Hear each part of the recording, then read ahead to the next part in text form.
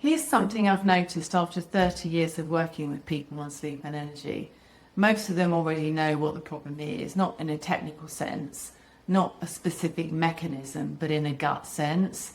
They know their lifestyle is working against them.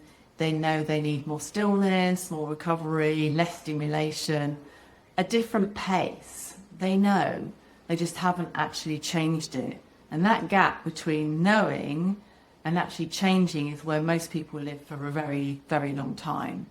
So today I wanted to talk about why that is, because I think it's one of the most important things to understand if you genuinely want to change how you sleep and how you feel.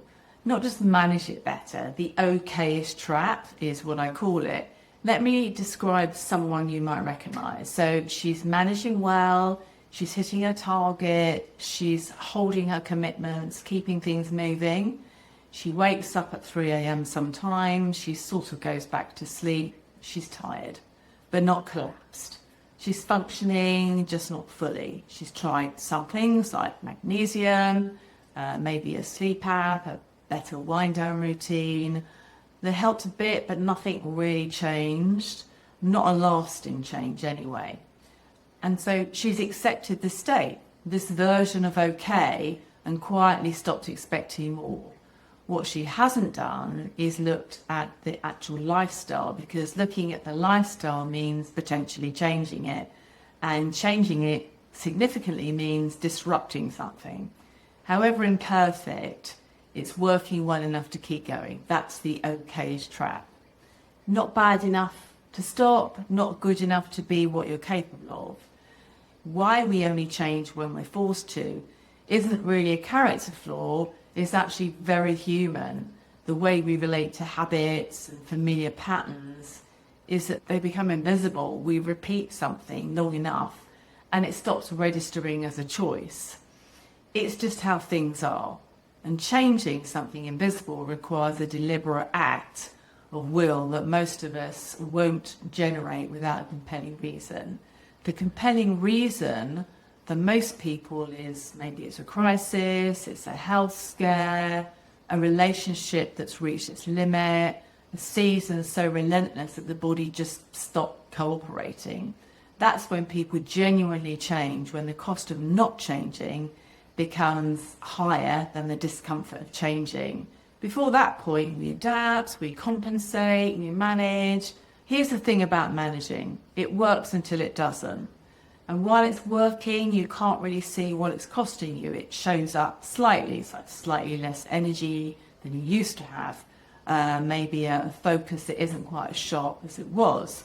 A version of yourself that's running on 70% or maybe 60%.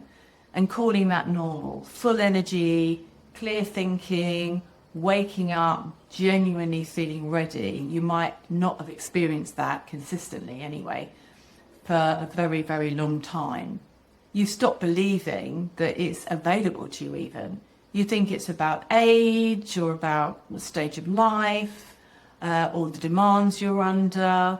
It's not. It's about whether the system is being supported or depleted. My work isn't directly about sleep. I don't teach sleep hygiene. I stabilize the internal system that makes sleep possible. The nervous system stability that a lifestyle either supports or undermines.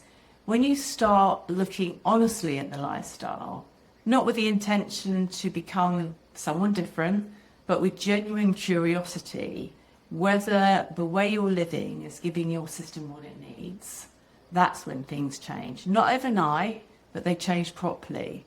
Not a bedtime routine. The actual capacity to recover is the thing. You don't have to wait for a crisis to make that decision. The disruption is available before the breaking point. Most people just don't choose it until they're there. If you're not in crisis, but you're not fine either, that's exactly the moment to look at this.